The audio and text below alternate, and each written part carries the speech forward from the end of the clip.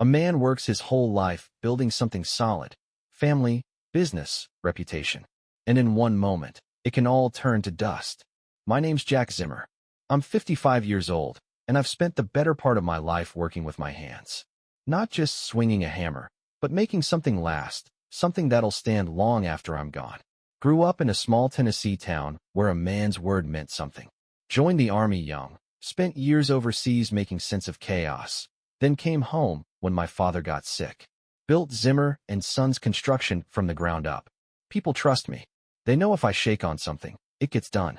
Amelia was different from the women in town. Sharp, pretty, always the center of attention.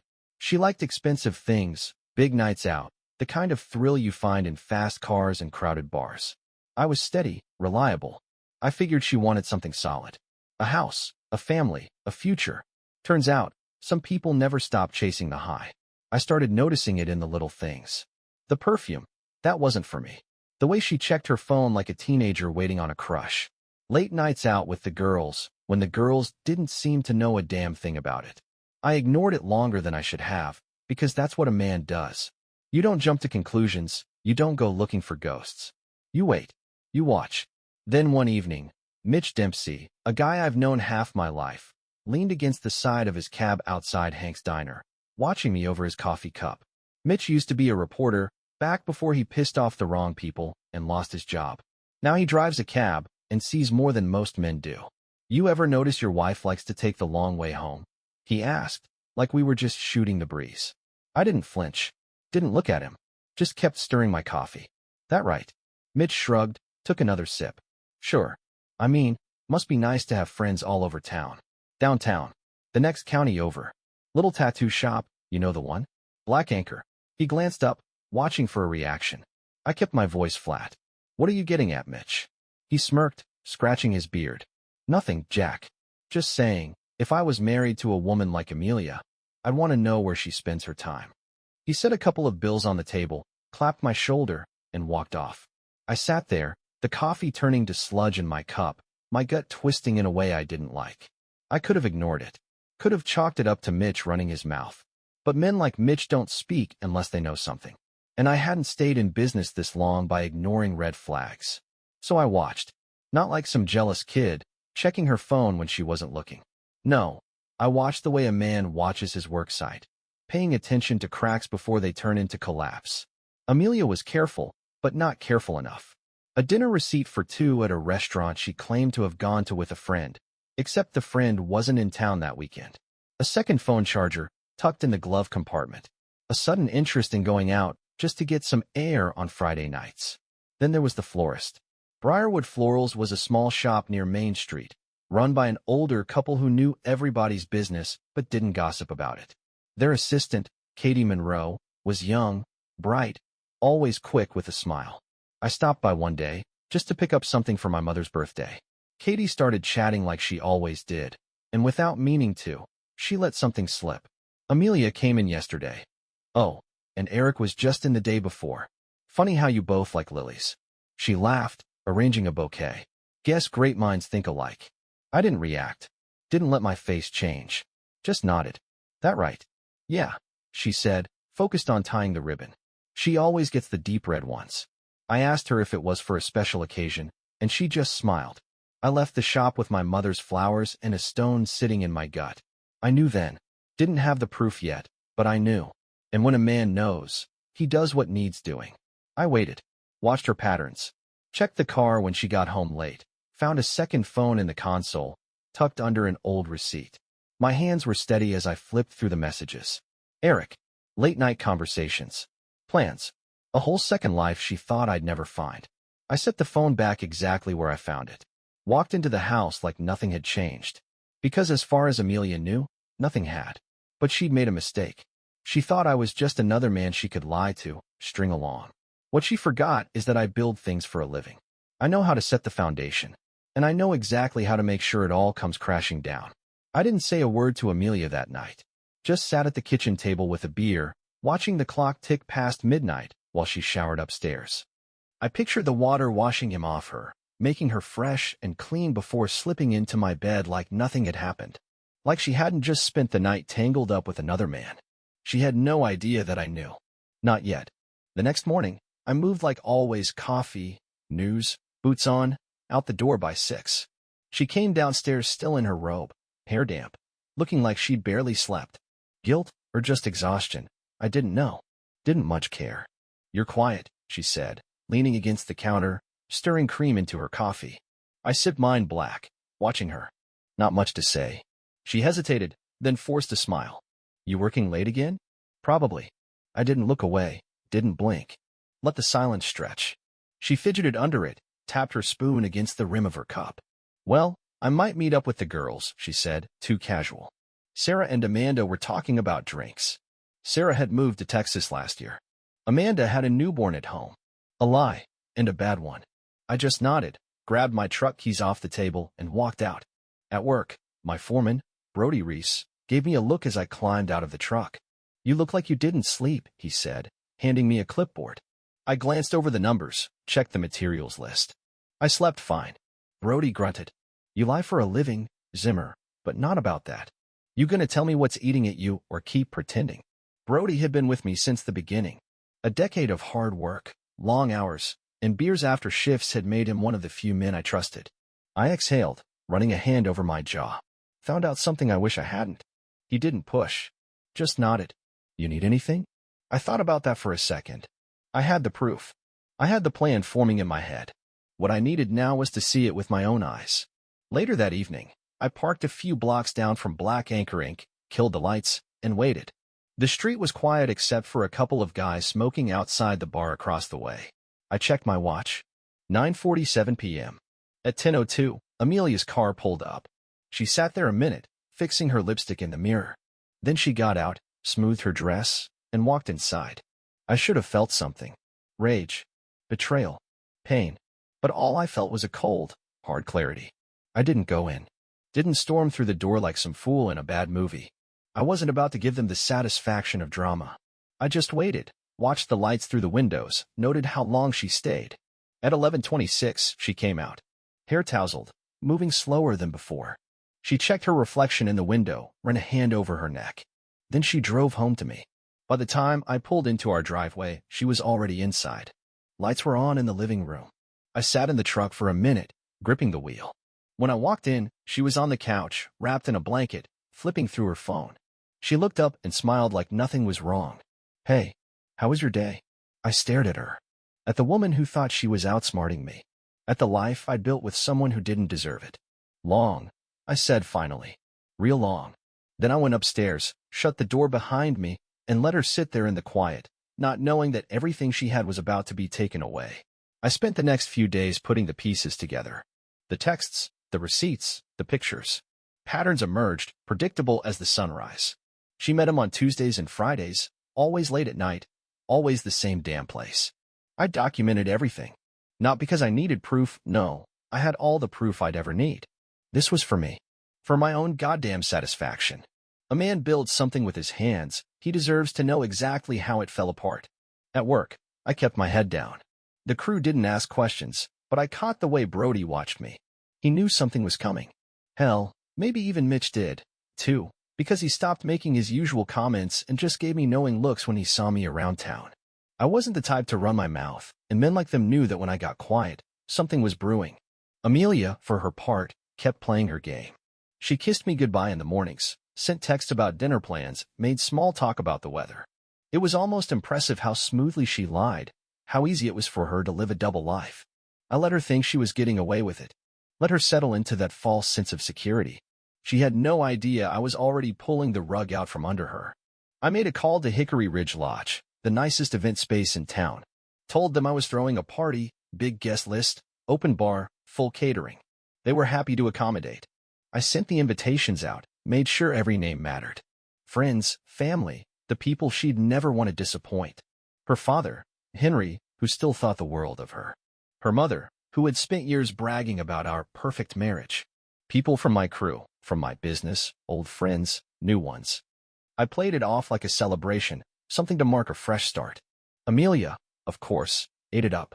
She thought I was finally coming around, finally making an effort to fix things between us. I let her think it. "Wow," she said one night, sitting on the couch with her laptop, scrolling through venue pictures. I didn't think you'd go this big. I leaned back in my chair, sipping a beer. Figured we needed something new. Something to remember. She grinned, that same charming smile she'd used on me 1,000 times. I'm proud of you, Jack. It's good to see you moving forward. I held her gaze, let the weight of what I knew press down on me. Oh, I am. I could almost hear the gears turning in her head. She thought she had one. Thought I was some poor bastard trying to win back a woman who had already moved on. She had no clue she was about to walk into the biggest reckoning of her life.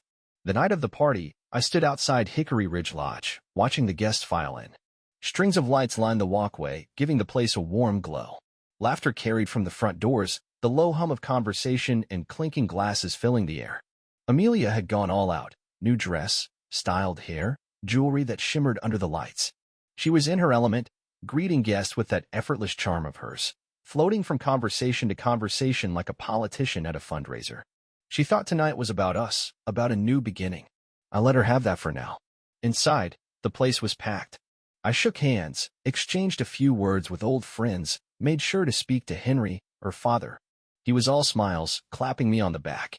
Jack, I have to say, I wasn't sure about this at first, but I'm glad to see you two working things out. A marriage takes commitment, and you're a good man for standing by my daughter. I met his eyes. Henry was old school, a man who valued loyalty above all else. He had no idea how misplaced that belief was. Always do what's right, Henry, I said, my voice steady. Amelia flitted back to my side, slipping her arm through mine. Everyone's having such a great time, she said, her voice light, almost giddy. I nodded, took another sip of my drink. Good. Wouldn't want to disappoint. She squeezed my arm, then turned to greet a group of women she knew from town. I checked my watch. Almost time. I made my way to the front of the room where a microphone had been set up, tapping it twice to get everyone's attention. The chatter died down as people turned toward me, curious. Amelia's smile widened. She thought I was about to toast to our future, to say something sentimental. I cleared my throat. I just wanted to thank everyone for coming tonight. Means a lot to have friends and family here. I let my gaze sweep the room, pausing on Amelia. I also wanted to take a moment to appreciate my wife. A murmur of approval rippled through the crowd. Amelia straightened, her smile radiant. She's taught me a lot over the years, I continued, my voice even, about patience, trust, and what it means to build a life together. I pulled a remote from my pocket, aimed it at the screen behind me. But most of all, she's taught me the importance of honesty. The first image flashed onto the screen. A grainy security photo of Amelia walking into black anchor ink, her hand on Eric Sanchez's chest. The room went silent. Another photo, her car parked outside his place, late at night. Then the texts. Word for word, clear as day. The lies. The plans. The betrayal. Amelia's face drained of color. A gasp came from somewhere in the crowd. Henry looked like someone had knocked the wind out of him. I set the remote down. For those of you wondering, no, this isn't new. It's been going on for a while. And tonight, well, I took a deep breath, looking directly at Amelia, whose hands were shaking at her sides. Tonight felt like a good night to finally tell the truth. A thick, heavy silence hung in the air. Amelia stammered, her mouth opening and closing as if she was trying to form words, but nothing came. Henry was the first to move. His face twisted in disgust, and he turned away from her. You. His voice was sharp, low. You lied to me. To all of us. She reached for him, panic rising in her eyes. Dad, But he stepped back, shaking his head. Then came the whispers, the murmurs, the realization spreading through the room like wildfire. People shifted uncomfortably, some looking at Amelia, others at me. Then someone laughed. A single, short chuckle from the back. Mitch. He shook his head, raising his glass. Hell of a way to throw a party, Zimmer. I didn't smile. Didn't need to. I just looked back at Amelia, who now stood frozen, her perfect night crumbling around her. Eric wasn't there, of course. He'd skipped town the moment I'd let him know what was coming. Turns out, he wasn't the type to stick around when things got ugly. Amelia had thrown away everything for a man who had no intention of standing beside her when it mattered. I turned back to the crowd. I'll let you all get back to your drinks, I said. But I figured you deserved to know who you were raising your glasses to tonight. With that, I stepped down, grabbed my jacket, and walked out the door. Behind me, the noise of the party shifted, gasps, whispers, the sharp sound of a glass hitting the floor. Amelia called my name once, desperate, but I didn't stop. She didn't deserve the dignity of a response. By the time I got home, the house felt different. Not physically. Everything was exactly where it had always been. Amelia's heels by the door, her perfume lingering in the hallway, the kitchen spotless like she'd just wiped the counters. But something had shifted. The air was lighter, clearer. Like whatever had been poisoning the place had finally started to seep out. I grabbed a beer from the fridge and took it out to the porch. The night was quiet except for the occasional chirp of crickets. Out in the distance, a truck rumbled down the road, headlights cutting through the dark before disappearing into the hills. I took a slow pull from the bottle, letting the cold settle in my chest. I didn't feel regret. Didn't feel relief either. Just a steady, solid certainty that what needed to be done had been done. Amelia didn't come home that night. The next morning, I woke up to find the house exactly as I'd left it. No sign of her. Not a call, not a text. I sat at the kitchen table, drinking my coffee, watching the sun push its way through the blinds. Then, right on time, I heard a car pull up outside.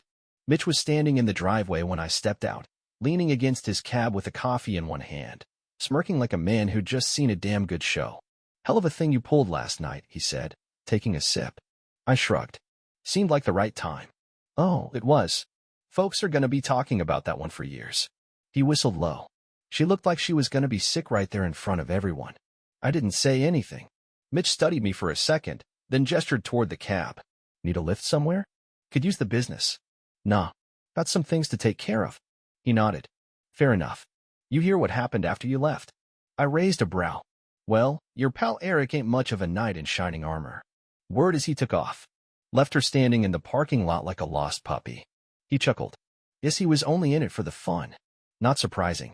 Amelia had thrown everything away for a man who didn't even have the spine to stand beside her when it mattered. A thrill, a cheap escape, that's all it had ever been for her. Mitch drained the rest of his coffee and tossed the cup into the cab. "So what's next?" "Divorce," I said simply. "She's got nothing to stand on. No money, no house. Henry pulled her trust fund last night." Mitch let out a low whistle. "Damn. She really lost it all. She did it to herself." He nodded, pushing off the cab. "Well, I'll leave you to it then. If you need a ride to the courthouse, you know where to find me." I watched him drive off, then headed back inside. The house was quiet, but this time, it felt different. Not empty. Just mine. A week passed, then two. Amelia finally called. I let it ring out. She tried again. Same result. A few days later, she showed up at the house. I saw her car pull in from the kitchen window, watched her sit there for a while like she was working up the nerve. Eventually, she got out, smoothed her dress, and walked up the steps. I opened the door before she knocked. She looked different. Less polished. The makeup was still there, but there were shadows under her eyes, and her usual confidence had thinned out. She wasn't used to losing. "Jack," she started, her voice careful, like she wasn't sure which version of me she was getting. I leaned against the doorframe, arms crossed. "Amelia." She swallowed, glanced past me like she expected to see something different inside. Like maybe I'd be sitting in the wreckage, lost without her. She didn't find anything. "Can we talk?" she asked. "About what?" She hesitated, shifting on her feet. "About us. About what happens now." I let the words hang there a second. What happens now is real simple. I filed the papers. You signed them. That's it. Her face tightened. "It doesn't have to be like this, Jack." She stopped herself, then changed course. "I know I messed up. I know I hurt you." I tilted my head. "Hurt me? No, Amelia. You disrespected me. That's worse." She flinched at that, but kept going. "I was lost, Jack. I felt like." "You weren't lost," I cut in. "You were bored. So you went looking for a distraction. Don't dress it up as something it wasn't." She looked away, jaw clenched, like she wanted to argue but couldn't find the right words. I stepped back, just enough to make it clear this conversation was over. "I'll have my lawyers send you the final paperwork. After that, we don't have a reason to talk." Her eyes flickered with something desperation. "Maybe. You really think you can just cut me out like that?" "I know I can." She swallowed hard, like she was finally realizing there was no way back. No second chances. No soft landing. "Eric left," she said suddenly, like that might change something. "As soon as everything came out, he disappeared. Won't even return my calls." I nodded. "Sounds about right." She searched my face, probably hoping for some sign of regret, some hint that this still hurt. She didn't find it. "Goodbye, Amelia." For a second, she just stood there, like she wanted to say more. Then she gave a small nod, turned, and walked back to her car. She drove off without looking back. I watched her go, then stepped inside and shut the door. The lock clicked into place with a finality that settled in my bones. It was done. Months passed. The divorce finalized without much noise. Amelia signed the papers, probably because she didn't have a choice. No money, no house, no way to fight back. She left town soon after. Last I heard, she was staying with some old college friend down in Atlanta, trying to start over. Didn't matter to me. She was just another chapter closed, another job finished. The business kept me busy. Work had a way of filling the cracks, keeping my hands and mind steady. Brody ran the crews like clockwork, and jobs kept rolling in. If anyone in town had anything to say about what happened, they didn't say it to me. If anything, I got more respect. More nods from old-timers at the diner, firm handshakes from clients who suddenly felt the need to tell me they admired a man who knew how to handle his business. One afternoon, I was checking out a job site when a familiar cab pulled up. Mitch leaned out the window, sunglasses perched on his nose, a cigarette burning between his fingers. "Still standing, I see," he said, grinning. I wiped the sweat off my forehead with the back of my hand. "Didn't have any doubts, did you?" He chuckled. "Not for a second. Just thought maybe you'd be off celebrating your freedom." I glanced at the half-framed structure behind me. "This is my kind of celebrating." Mitch exhaled smoke, shaking his head. "Damn shame, though. You throwing another party anytime soon? That last one was the best show this town's seen in years." I smirked. "I'll send you an invite if I do." He tapped the side of his cab. "You do that, Zimmer." Then he pulled off, leaving nothing behind but the faint scent of tobacco and cheap coffee. That night, I sat out on the porch, beer in hand, watching the sun sink behind the trees. The air had a bite to it, fall coming in fast. I could hear my boy, Aiden, hammering away at some scrapwood in the garage. A few minutes later, he came out, dusting off his hands. "Think I got it right this time," he said, holding up a small wooden box, rough but solid. I took it from him, turning it over in my hands. "Good work. Joints are tight." He grinned, proud. "Brody showed me how to do it better." "Brody knows his stuff," I said, setting the box down. "But you keep at it, and soon enough, you won't need anyone to show you. You'll just know." Aiden nodded, soaking in the words. He had his mother's eyes, but he had my hands. Strong, steady. Built for something more than just grabbing at whatever felt good in the moment. He sat down next to me, kicking his feet up on the porch railing. "You okay, Dad?" I looked at him, really looked. He hadn't asked much about Amelia after it all went down. Could see more than they say. He knew what happened. He knew she was gone. And he hadn't cried over it, not once. "I'm good," I said. "Better than good." He nodded like he believed me, and maybe for the first time in a long while, I believed it too. I took another sip of beer, watching the last of the light fade. Life had a way of breaking things down, stripping them bare. But if you knew what you were doing, if you were willing to put in the work, you could always rebuild. And this time, I was making damn sure it was built to last.